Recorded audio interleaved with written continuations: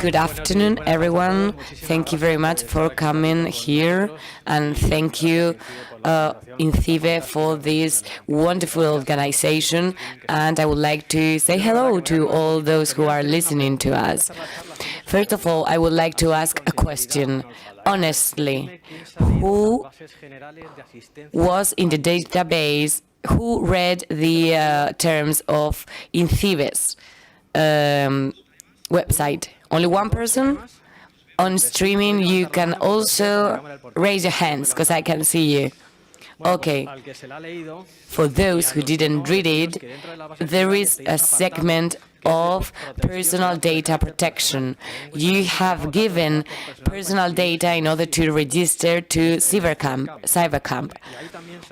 And then you can read the rights that you have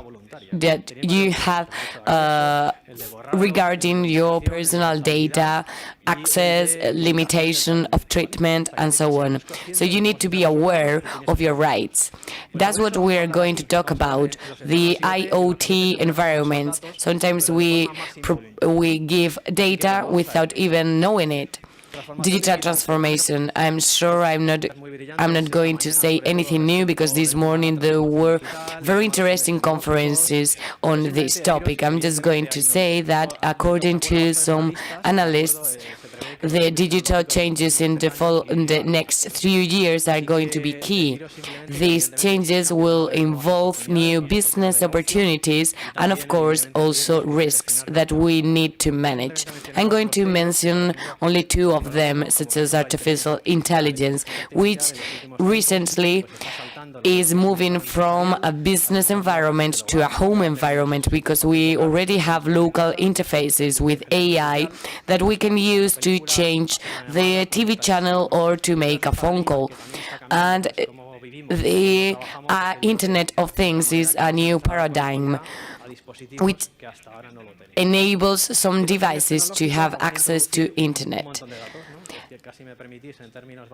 This is going to generate a huge amount of data, especially from the digitalization of analogical realities, such as cars, which are generating a lot of data. Also IoT platforms and human interfaces with technologies with which we are interacting every day. Up to now, we already had a huge amount of data, and now we're going to have a tsunami of data thanks to the 5G, which will enable us to have a wider bandwidth. In 4G, we could download a film in a matter of minutes, but with 5G, it is going to be a matter of seconds. Another important feature regarding IoT is the latency. For example, we are speaking of a latency between 1 and 5 milliseconds, which is practically instantaneous. And in the case of connected cars, where you need instantaneity, it is very relevant. Or in the World Mobile Congress, there was a surgery operation carried out remotely through 5G. And this leads us to this virtuous triangle. You have IoT as a big generator of data. Then, on the other hand, you have big data, which is the element which will enable us to capture and analyze that information and will help us in our decision-making. And we have the artificial layer, which will enable us to make decisions regarding those data. In other words, we will be able to include the information that we have captured in the decision-making process of companies. As for IoT, I wanted to show you a case of use. In Valencia, it is very appropriate to speak about connected cities because it is a point of reference in this regard. It has a huge sensorization regarding treatment of water or traffic lights. You will have a layer of connectivity and you will have an aggregator where you can find the information and this is the part which is connected in our city. Then we could speak about advanced processing of that information, where we can include AI in the decision-making process. Before moving on to risks, let's talk about the beneficial part of these, because we need to mention technologies with a positive note. In cities, obviously, it is very easy to find beneficial aspects through our smartphones, for example. The waste management, water management, lighting, depending on the source you read, you can find up to 30 to 50% of savings. And I am sure you are all thinking about the traffic. The sensorization will enable us to have a more intelligent management of traffic and even parking. Obviously, everything involves some risks, which are not being considered as negative, but just to be managed. In the World Economic Forum, you can see the likelihood of those risks. The technological risks are those who are presenting a greater increase. So it seems that we need to take them seriously.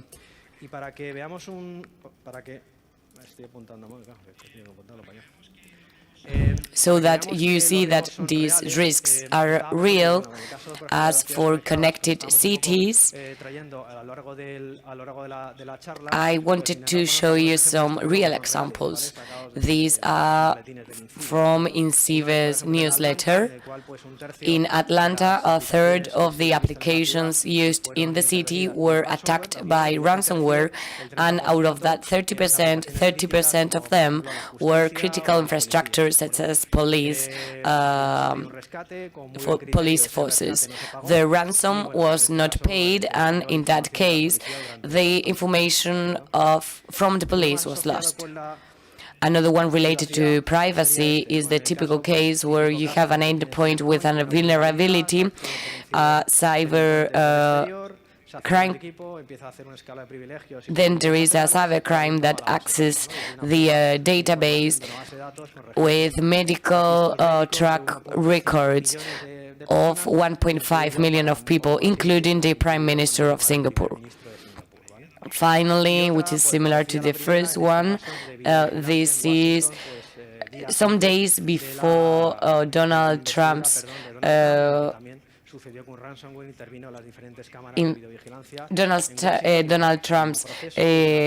presidential day, there were loss of information because ransomware attack was carried out against the video surveillance system of Washington, D.C.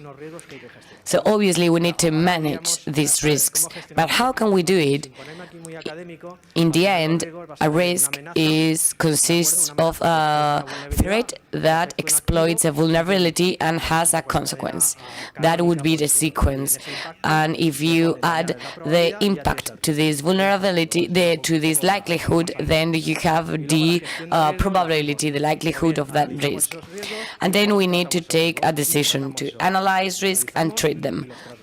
In terms of risks, these can be, they are not only technology risks, because you can have a reputational, financial, economic risks. And there are different best practices or frameworks in order to manage different kinds of risks. As for information systems, risk can be divided into cybersecurity and privacy risks. Sometimes they can be combined because cybersecurity risks are in line with confidentiality and integrity of systems. However, privacy is more devoted to the life cycle of data. Sometimes they can be combined because it can touch upon the confidentiality of the data, which is similar to privacy. We could say that cybersecurity is based on compiling information that we can use in intelligence. And sometimes this can involve a conflict with privacy. Okay, so we have seen our scenario, what is ahead of us. We have realized we need to manage risks and the kind of risks. And now we're going to talk about the cybersecurity risk in depth. I wanted to show you an example of the IoT environment.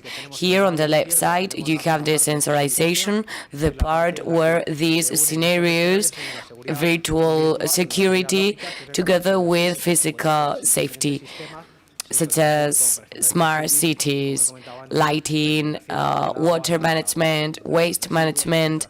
Then we have the communication part, which links these devices with information collectors, and then we would have the part of information processing and decision making. The part on the left part is more linked to the inner problems of IoT. This diagram is not, I know it is not offering new insights, and it is easy for these devices to be vulnerable. And on the right part, you find the IT traditional security. So on the left part, we have the security of the connectivity and device, and on the right part, we have the security of the data and threats. And for both of them, we have the risk management and compliance. These risks were originated on the internet, and now we find them also on the Internet of Things. For example, the way that devices are being interacted. In the IoT scenario, you might notice how important it is to identify the devices which are connected. The second axis is the visibility and the monitoring of security. If we are talking about pseudo IT, let's imagine what it is to have a pseudo IoT. We need to monitor all the devices. And finally, we have the end-to-end security.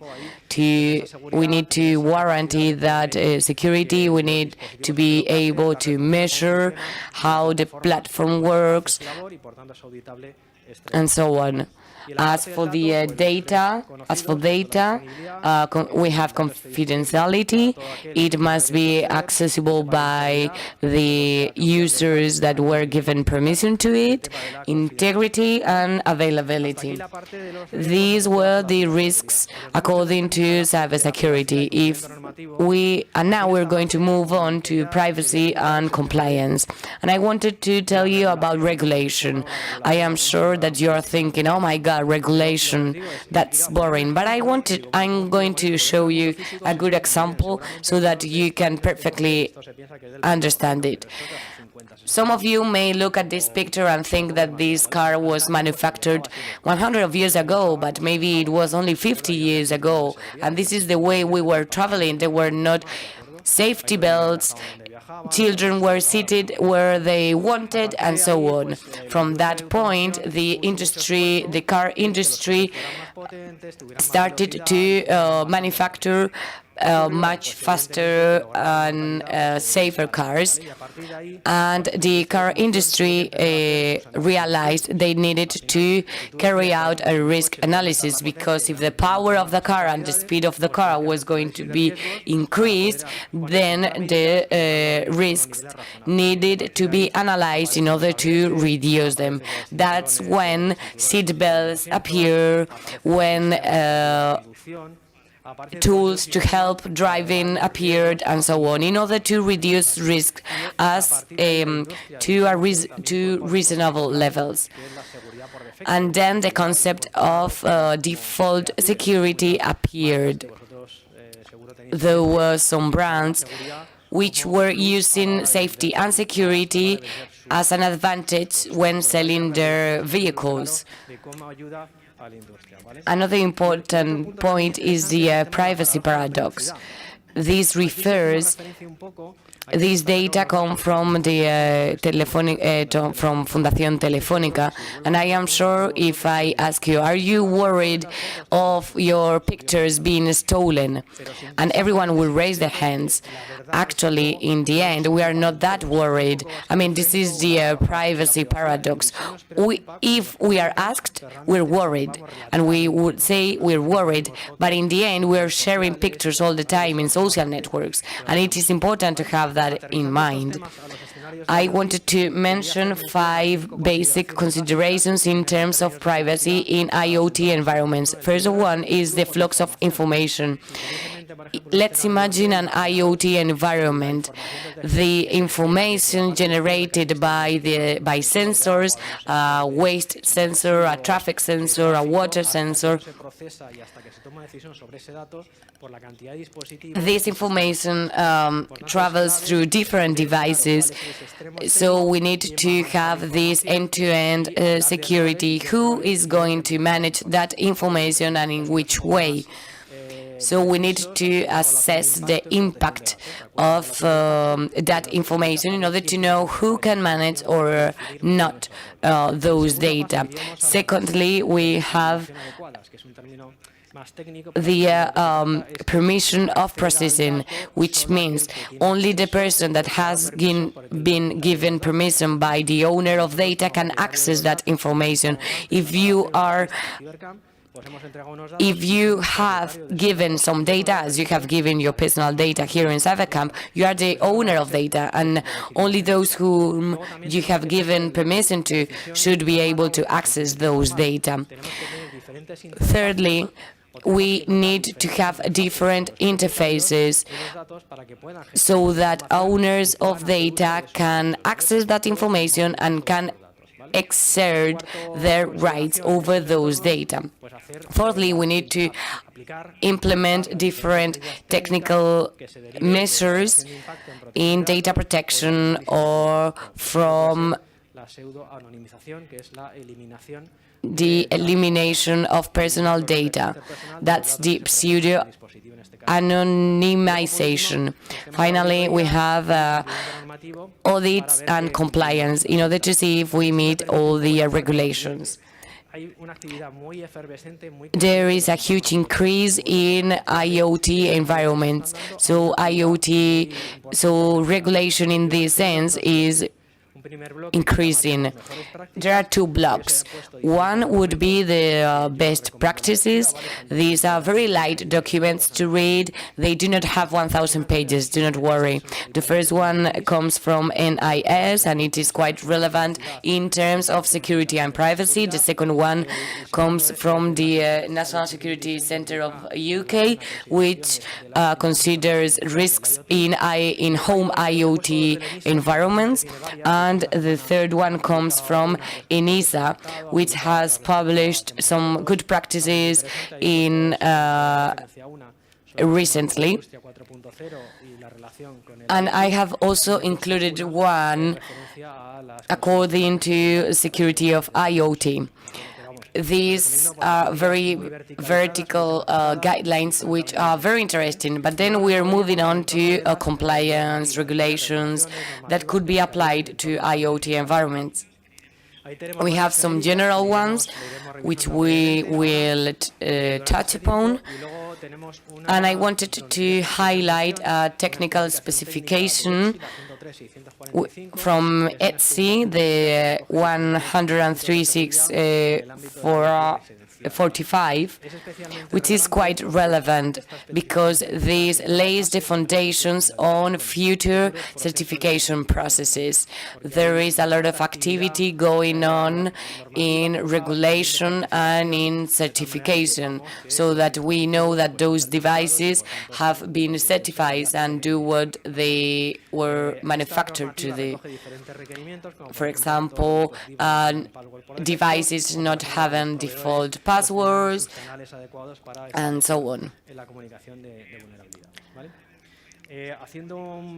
I reviewed briefly some of these regulations, and as for smart cities, for example, there is a guideline from the Spanish National Association for Data Protection, which says that previously we need to carry out an analysis with all the information fluxes. The second step would be to assess the impact in data protection.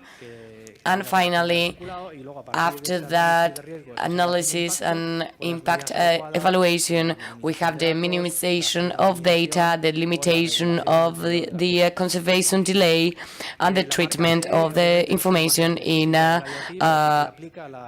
almost anonymized way.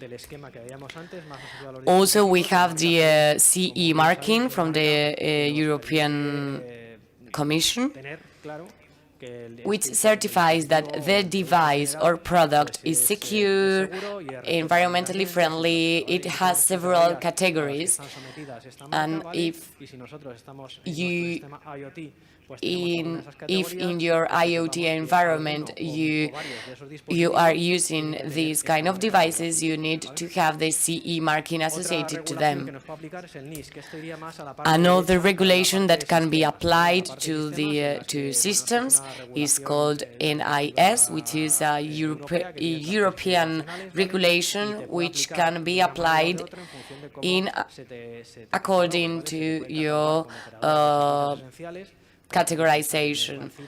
For example, in smart cities, as I was saying, waste treatment, water treatment, and so on, but you can also be considered as cloud service, marketplace, instead. So depending of your status as a service provider, you can be applied a different part of this regulation, and its criteria are quite strict. As for privacy, I just wanted to mention that if there is a lot of regulatory, even if there is a lot of regulatory activity in IoT, we find the same amount of activity in privacy. For example, the ISO 27550 or the ISO 27552. Regarding privacy management at companies, I have also included two which can be applied to smart cities. One of them is the 27030 for IoT and 27570 for smart cities.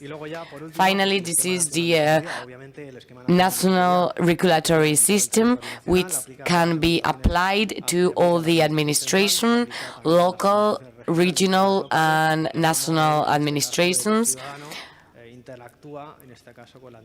Here you have the regulation and the different guidelines so that you can check them. In order to conclude, I would like to review what we have seen, and I would like to draw some conclusions from you to think about them at home. The first one is that the risk analysis and compliance analysis have to be seen as a positive thing, because we need to think about cars which are connected, smart cities, smart cars. Everything, all the data that you have given is going to be automated. And if we comply these guidelines, we will be more secure. Of course, if risks are increasing, we also need to increase our perspective. If we are adding connectivity to environments which were not connected before, we need to take into account the interdependency between the physical and the virtual world.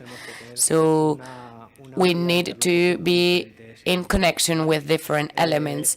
It also involves to update procedures and risk management communication policies, and we need to incorporate all the risks existing in the supply chain. As for compliance, we need to understand the technology dimension of the elements with which we're working, because we're already starting to work in IoT environments which are very dynamic, such as waste, water or traffic management. Depending on the data you're processing, you need to comply with all the regulation regarding it. When treating those risks, you can take different measures. One of them, which is not very frequent, is the transfer of those risks. And finally, in order to carry out those analyses, you need to be in connection with different teams within organizations, such as engineers, lawyers, protection data experts, and so on. This is all for me. I hope it was brief and intense, and I hope I have given you some useful information. Feel free to ask any question. I will be glad to answer them all. Thank you very much.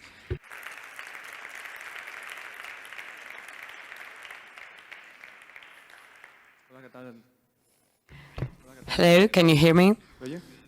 Congratulations for your presentation. I'm Fernando, the CEO of Project Focus 360, and I came here with my lawyer in order to see the risks we will face. You have mentioned the Internet of Things, or the objects which are sensorized and connected. We are thinking about assets which are not still sensorized, like a tree or a cat. So it is evident how regulation is going to affect us with everything which is connected.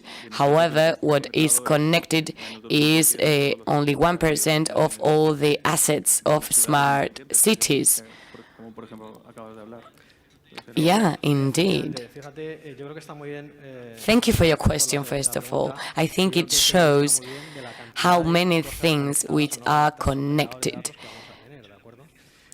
In this morning's presentation, I think by INMAS, it is expected that in 10 years we will no longer have any traffic lights.